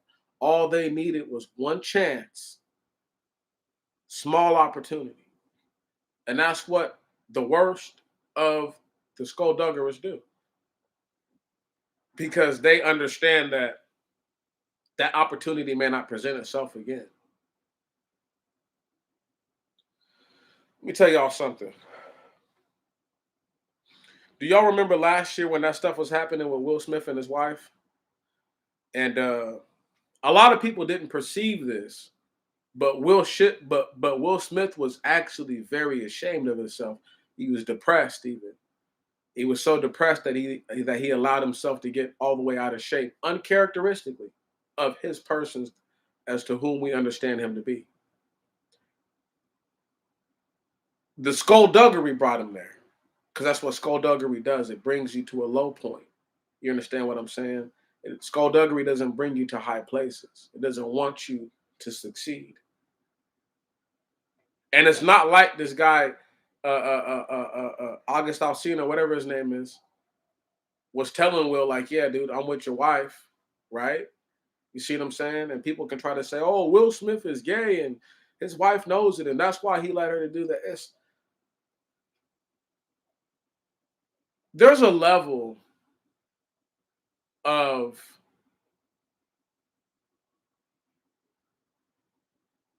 tolerance that I have for when people say things like that, because I realize that they're basing this on rumors that they may have heard or just things that they may have been confirmed out of these people's mouths, like Will Smith telling people damn near 15 years ago that he was bisexual. I remember that. I was a teenager, still a boy, a youth. And I remember that. And I'm like, yeah, back then people were like, he's gay. Even if him and his wife had an open relationship, and that's what they done, and that's the kind of dysfunction that they liked, at that point they understood that, and that's what they were used to. For someone to tell me that this dude, this little rapper dude, August Alsina, out of nowhere, hopped into the situation, making songs about stuff, right? Got Jada on national television, or at least televised, telling the whole earth her business, right? And embarrassed that man. And nobody understands that the man was completely, totally, utterly ashamed of himself. Right. It could, all those things, here's the craziest thing. All those things could have happened, and they could have stayed behind closed doors and been fixed behind closed doors. But like I said, the females of this generation who were the most skullduggerous abandoned their duties, not their families, their duties. And she abandoned her duty as a mother and as a wife when it's all said and done. The sin of Willard Smith falls on his own head. But the sins of Jada Pinkett Smith falls not only on her heads, but it fell on her family's head, most notably the head of Will Smith, because he's the head of their family. So people want to say that skullduggery or the art of it is not real or it's not a thing. It's a thing. It's just how do people take it and how do people perceive it? The man was ashamed. Can't nobody tell me he wasn't. And so, and he was depressed. I'm trying to tell y'all, go back and look at the video where he walked out there, had his stomach all poked out, and he was like, oh, it's time to get back into shape. Look at the man's body language. He's completely depressed, completely embarrassed and ashamed of himself because his own actions allowed for it to get there. Right on? Now, having said that, that doesn't abdicate, extricate, it doesn't exonerate, okay? One, Jada Pinkett Smith. She still stands guilty. But the thing is that the idea that black people don't believe that skullduggery takes place in many. So not only is she skullduggery, you could claim whatever you want to about Will, but let's just talk about what she done because that's what was brought to the open. That's what was brought to light. So she committed adultery. That's okay to people. For whatever reason, whatever folks want to feel, that's okay. So she's an adulteress, and a homeboy, August Alsina, is an adulterer. Based on the words of the scripture, they both deserve to die. They both deserve to die. You want to call Will Smith gay and say he deserved to die? Go ahead and throw him in there. But those two for sure deserve to die. But that man, Will Smith, had to live with the shame of the skullduggerous bullshit that his wife then did and committed behind his back and then told the whole world about. And even if he knew, the fact that she would go and tell the whole earth about it, the fact that this little bastard rapper would not have the decency just to keep his mouth closed. Right on? Same kind of guys that talk about gangsters move in silence, but you bragging about all your business. Okay. Can't respect that, man. There's no respect to be had for that. But that's the level of skullduggery that we're dealing with. That's the art of skullduggery right there, is to act like you didn't do nothing wrong. This is just how it is. I just wish that people walked around knocking dudes like that smooth the fuck out. I wish that you could just identify them because you can't always identify them. But I wish you could just identify them and then just put them right to sleep and just tell them, bro, that's just how it is. Word, as you're smashing their face and when they go down, this is just how it is, homie. This is just how it has to be. Right. Because that's what they deserve. These females and these dudes deserve to get their faces beat in like that. Because I'm not going to do something to one and not do it to the other. I don't believe in that. I'm an equal opportunist on that level. Don't nobody escape no judgment. As far as what real judgment is concerned, once you get to a certain age and you can understand the implication of your actions, you deserve to be held to the highest account. That's just it. And skullduggery doesn't allow for anyone to be held accountable. No, not a single individual. See, here's how skullduggery works before we get up out of here in a little bit. You have one president who went and started a war without the consent of Congress. Word? Invaded the country. Congress had to get on board. Since then, millions of deaths, tens of millions of more wounded forever, casualties, as you would call them. right? Many more than that displaced forever. Bloodlines totally removed off the earth. And they want to blame an individual who some of them helped vote in for being senile and just not up to snuff or not up to par for the job. As opposed to saying that this is the result of us never shouldn't have ever been there. We asked for this level of embarrassment. You know why the Russians were cheering for the Americans? See, this is skullduggery at its finest. The Russians cheered for the Americans to get involved because they prayed that the pride of America would overtake good logic and that they would not leave Afghanistan sooner. What if they had went to Afghanistan just for a year and said, you know what, we can't win here. Fuck it. We're just going to bomb the shit out of them. That's it.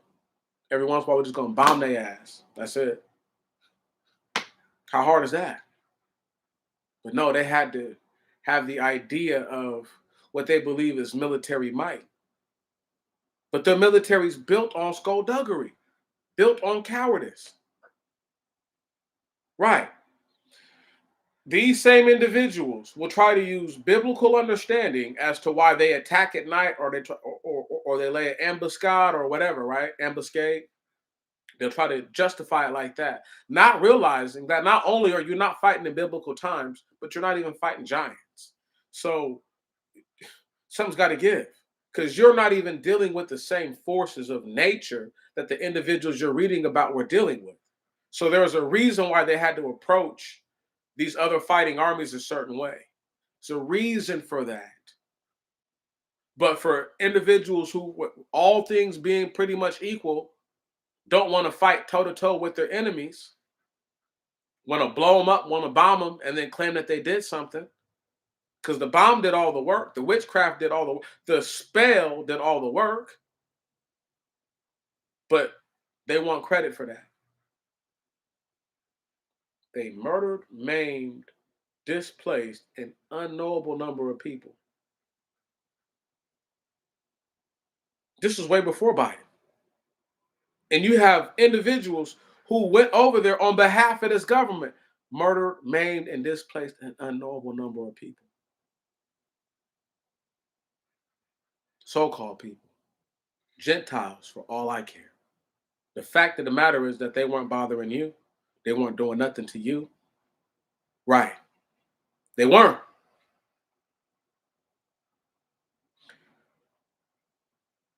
I heard the most ridiculous thing from a senator who I don't really have much respect for, but I can at least tolerate, listen to them talk. But Rand Paul the other day said something to me that totally struck me as out of character for him. He said that when the Biden administration bombed that car, that they created potentially tens of thousands of more terrorists. Now, the word that I had an issue with was terrorist, right? They couldn't have just been extremist sympathizers, right? He couldn't have just hardline nationalist. No, terrorist. So what are you to a country that you bomb individuals in and they've never bombed you like that? They've never flown a drone. They've never blow your shit up with a drone and then be like, oh, we got the wrong dude. My bad. Here's a check for 10 grand. Do know this. Every single dollar that they have given them, if it's not so-called black money, which is money that they got illicitly, right? Either through raids or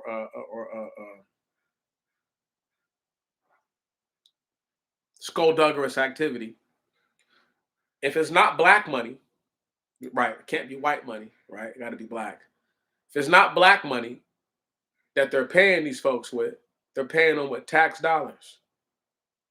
Everybody who's on here right now has paid taxes in their life. So not only do we have the blood on our hands from the bombs that they dropped and the bullets that they use, but we have a sense of false accomplishment. Some people live with that in their minds by believing that, oh, you know, if it wasn't for us, they wouldn't have schools and running water and this, and this. But they were doing just fine. How'd they get this far, bro? If they're so, once again, these guys want to say that these dudes are living in the past, they're outdated, but they're still here. It's so outdated that they're living. Think about that. It's so ridiculous how they live, so caveman-like, but yet they still thrive. And they were living just fine before the US government, the British government, the French government, and every other government involved went over there dropping bombs indiscriminately. Now, if you don't understand the history of China and Russia and Iran as it relates to the Mongol Empire, then the whole thing of Afghanistan will go over your head. Cliff Note Journey, though. The Mongol Empire, aka China right now, used to be in control of all that stuff. Used to have a pretty heavy grasp of all the land over there. The Russians and the Iranians are two of the main groups who would become opposition or splinter groups at a certain period of time once they realize that we're too far out of the reach of the Mongol Empire for them to tell us what to do. The level of skullduggery that has been practiced by the government that of this country that we live in is so profound that it really takes almost a wordsmith or even a word wizard, even more, to try to explain why no actions have been taken against those who have committed these crimes against mankind, or as they like to call them, humanity, even though I know there's no such thing as a human. Human is a Middle French word. The word didn't exist until the 13 or 1400s. It doesn't exist. It's not real. I mean, it's as real as you use it, but it's not really a real word. So just something that they made up to make themselves feel better because they can't. They at that point in time, they still weren't comfortable calling themselves men because they knew, right, that they weren't men. Come on, y'all. I need y'all to really get this. That's the level of skullduggery. The skullduggery has y'all believing that individuals who are not even people are people. The same individuals who are not people will have told you, put it on paper and made it legislation that you and I only constitute for three-fifths, 60% of a person. While yet their own history shows us that they had to create terminology that made their existence more bearable and understandable to their own means. Think about that.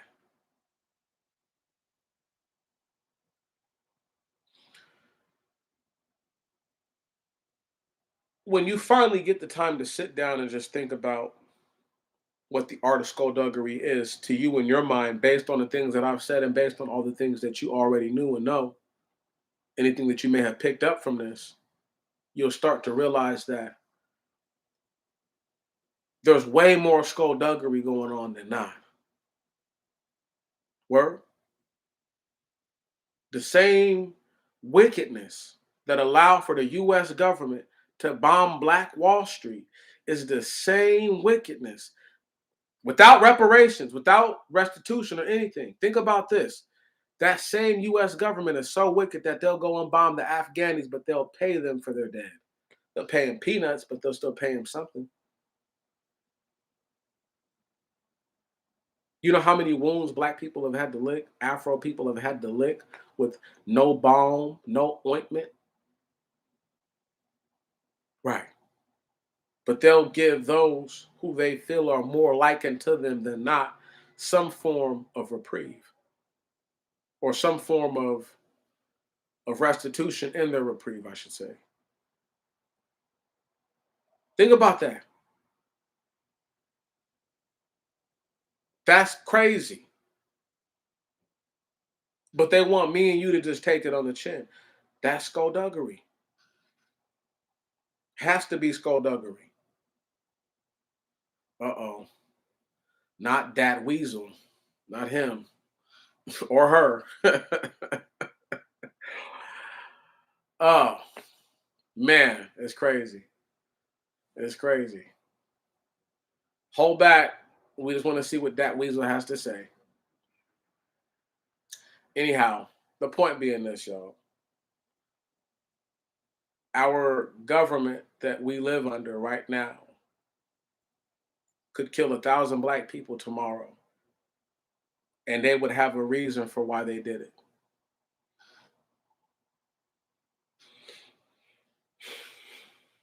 We're not going to end out on this, but this is going to be one of the closing arguments for skullduggery. The young lady, Gabby Petito, rest her spirit.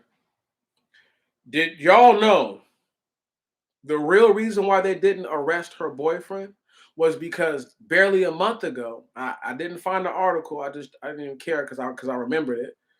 There was a firefighter in Arizona or something like that, right?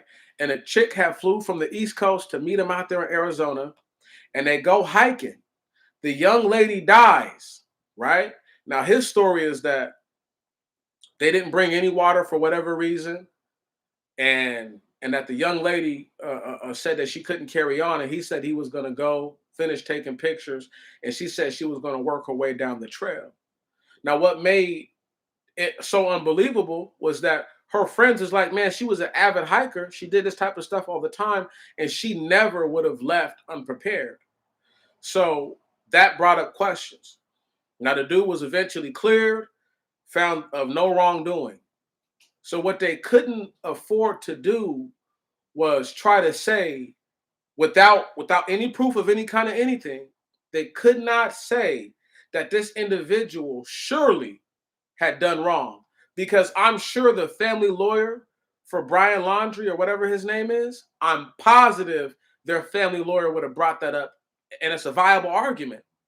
In one instance, you treat it like this because they're supposed to be a civil servant. And in this instance, you treat it like this because they're not a civil servant. That's discrimination. Word? At best, it's selective judgment and prosecution. The story is extremely, but here's the thing though, sister. They messed up by not arresting that firefighter. What they should have done was arrested dude till they could check his story out. Because then what they could have done was, right, the same federal authorities who checked over it in Arizona, the same type of local authorities who checked over in Arizona, what they would have done was they would have made the FBI more comfortable arresting this dude. They would have been cool arresting him. Now, several things have been said about Gabby Petito. If she was a person of color, meaning if she was really black, I ain't worried about no Mexicans. I ain't worried about nobody else. I'm worried about us. I'm worried about Afro people. If she grew an Afro, wouldn't nobody give a damn? Okay, facts. But how about this? If Brian Laundrie was a nigga, his ass would have been arrested anyway until they could verify his story. They could have found Gabby Petito alive. His black ass would have been arrested until that notice was made. That's a fact. We all know it. Every last one of us knows it. That's the shit I'm talking about. Where the skullduggery is at such a high level where we all know that had Brian Laundrie been a brother, he's booked. He's booked. Oh, your white girlfriend came up missing? Oh, no, bro. Don't worry, bro. Your days of running around free are over until further notice, player.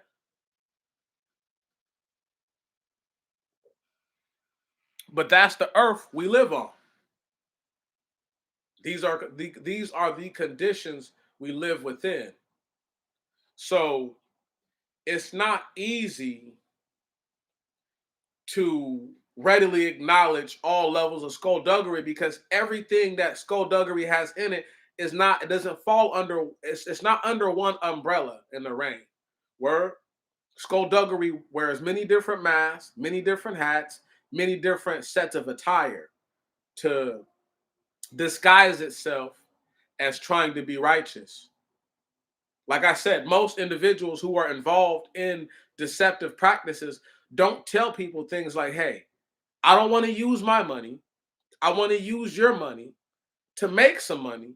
And then in the end, we'll split the dividends from your money and I'll act like I did something for you. No, what business has that motto? right? But you watch these infomercials or you listen to what they're saying. Oh, oh, oh, we'll show you how to buy a house with someone else's money. Fucking sense does that make? See what I'm saying? But if you all the way into the skullduggery, you will be invested in that kind of activity.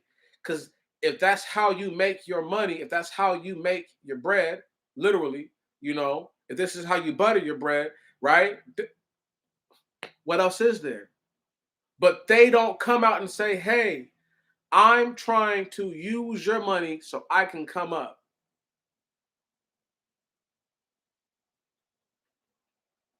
When have y'all ever heard that? Never. Brothers and sisters, before I roll up out of here, right? Because I'm just about done. If there was ever a time to rebel and to fight back and to push back on what is known as the system, the time is coming. The time is coming. And I'm not talking about going out there and parading in the streets. I'm talking about allowing your enemy to give you no other choice but to defend yourself. What I'm telling you was not skullduggery. What I'm telling you was a straight up way to combat what they're trying to do to you. If you feel like someone's trying to deceive you, put them in a situation that forces them to show if they have honest or ill intent. You get what I'm saying? It's kind of like leaving out money for a thief. Like, oh, I think they're a thief, but I can't prove it. So I'm gonna leave some money in here. I knew a guy who had to get a new locker partner like that in high school, because for a long time he used to leave a $5 bill in his locker, and I forget what year it was. Maybe my junior year. He got like a new locker partner, and the dude stole the money up out of there, and he had to get a new locker partner. Word, you know what I'm saying? Like, yo, that's how this stuff goes. There's people who, and I used to ask him, like, why do you do that? He's like, because I want to see if the dude's ever going to take it. Right. First 2 years of high school, never had that issue. Then his third year in high school, right on, his new locker partner stole from him. Had to get another locker partner. Didn't have that issue afterwards, as far as I understand. That's the kind of stuff I'm talking about. You have to set up a situation. You have to create a situation to expose them. A truly honest person doesn't even have it in their mind to take from you. Word? And if they're gonna take something, they'll tell you, hey, I took this. They'll leave a note. They'll let you know, hey, I used this. I have a problem telling you that. Want to know why? Because they're not operating in deception. This is the same kind of person who will tell you, if you say that to me again, I'm gonna slap you. They've already told you what their intent is. If you use these same words again, I'm slapping you.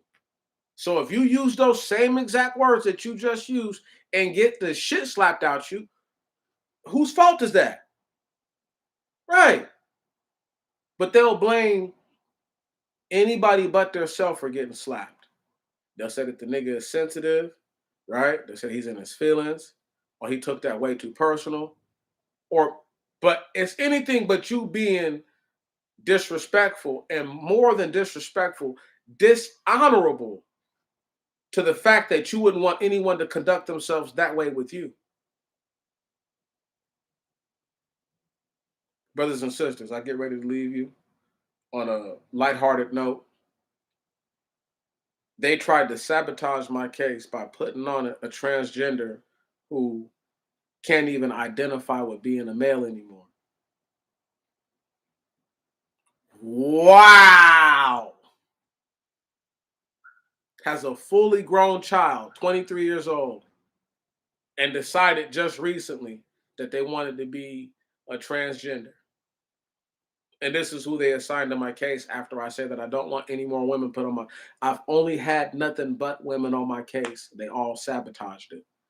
I asked for a guy, a man in particular, a male figure, and they get me a transgender. Stop it. That's skullduggery, y'all. If that's not skullduggery, I don't know what it is. That's skullduggery at its finest. It don't get no better than that or worse, but at least you get to see how they're operate. Right, sister? That face, that emoji pretty much explains it, okay? That emoji explains the feeling of, I was like, are they fucking serious? But they were. But they were. I can't believe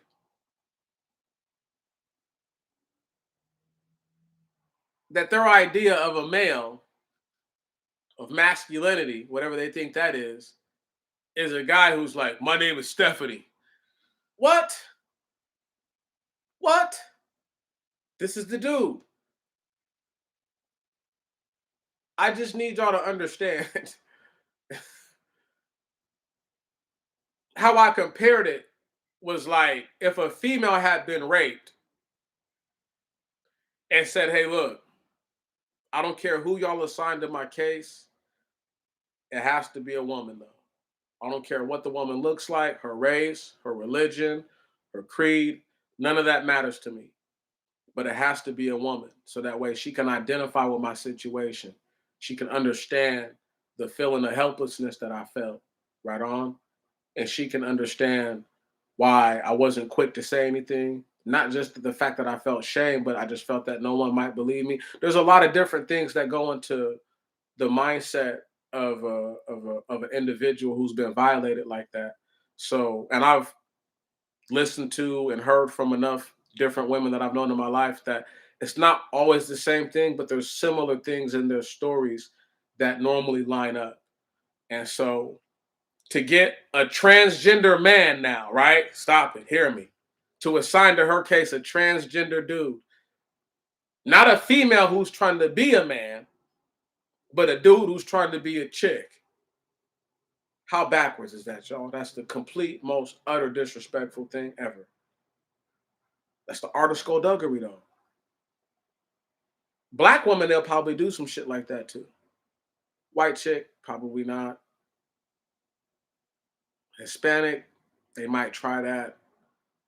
Asian, probably not. They might try it on, it depends. If you like a Cambodian or a Thai or a Lao, any one of the darker skinned Asians or from the Philippines, from the islands over there, they might try that shit. But, as far as you look in a certain way, they're not going to even try to push those buttons. But that's the way that I looked at, that's the way that I felt about it, was like, if I was a female and I had been violated, you're telling me that you're going to assign to my case a dude who thinks he's a chick? Complete utter disrespect. But that's when they don't even have honor for nothing. But they tell their self, like I said to y'all earlier, you guys are going to have to run it back and listen to it. They tell their self, oh, I would never let that happen to me. See what I'm saying? That's how they move. They would never let that be them, but they'll try to do it to you. That's the art of skullduggery. Got to be all in, though. Remember that. That's the number one rule. All the other rules don't come to my mind right now. All the things that I know that you can look for, they're in the video. Or I'm going to run it back and catch it again later so I can write them down. But those are the true tenets of skullduggery. And there's probably 1,000 of them, to be honest. But the 7 that I picked are a little easier to deal with. And they're a lot closer in nature, so you can get to understand the intricate working of.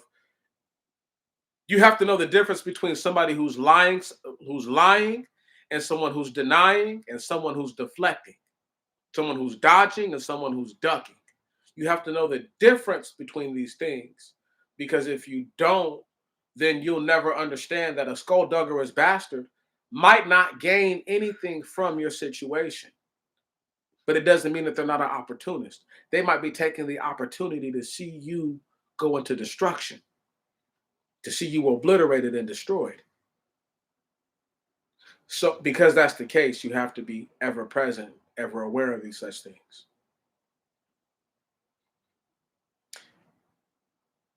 USPS ought to be shut down and dismantled. Not just because they have couriers who steal other people's mail, but only because this last week they allowed for one of their vestiges to take money for a package that was supposed to be priority mail, for the mail to not have been labeled priority outgoing, to have been given a wait outgoing, and for there to have been such a discrepancy in the handling of basic responsibilities. For that alone, they should be shut down. They delivered an empty box to my brother Andre Wick. Telling y'all. And I had planned on doing the Art of Skulduggery days ago, and I'm glad I waited, because these things would have manifested and I would have had to do a part 2 or some sort of follow-up, but now I don't have to. Get to tell you all those things and express them to you. And we've said what we need to say. I've said what I need to say. I hope that while you're at home on your computer or whatever, as I talk, I hope you respond to it. You don't have to type nothing in. You can just respond to me right while you're at the house. This is how I do it when I listen to other people's stuff. If I disagree, I don't have to voice my disapproval or my disagreement right then and there. I can disagree within my own mind, formulate my argument, build up my argument. And if I agree, I can see where I agree at and understand why I agree with them. Right on? If those are tenets of righteousness. Bunch of little different things that I do.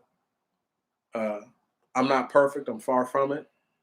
Still a work in progress. I'll be a work in progress my whole life. That's the way it seems. I don't think I'm ever going to be the individual that I wanted to be as a little boy, but I see myself being the individual that I need to be as a man. And that's the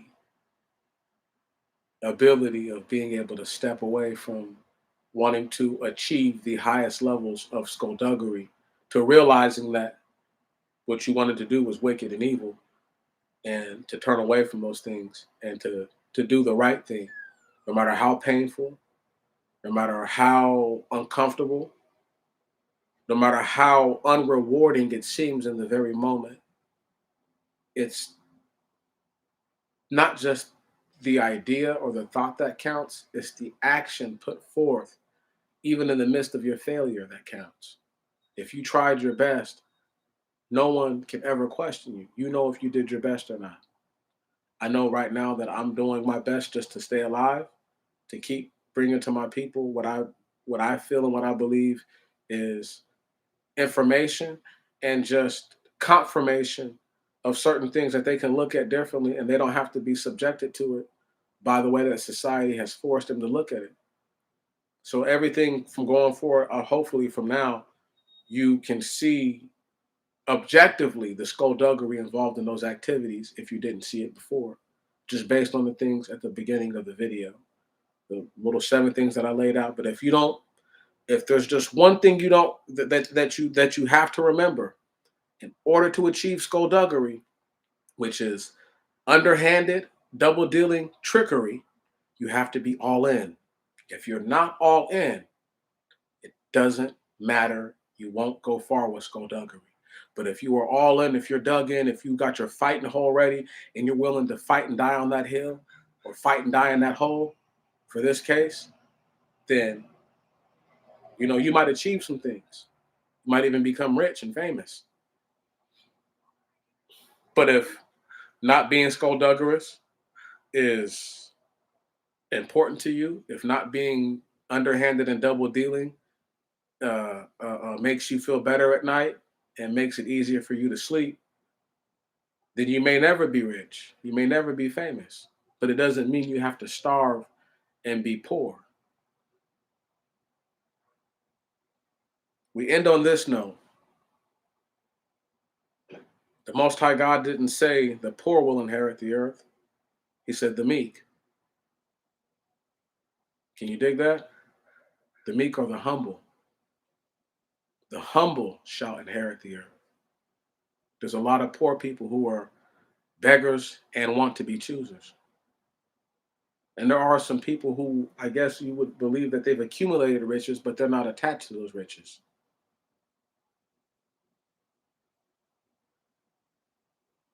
The meek shall inherit the earth. With that said, I salute you. I appreciate every scintilla, modicum, iota of your time. Brothers and sisters, this has been our talk about the art of skullduggery. I hope you can take it and apply it to your life. And if not, it's just food for thinking. I'm out.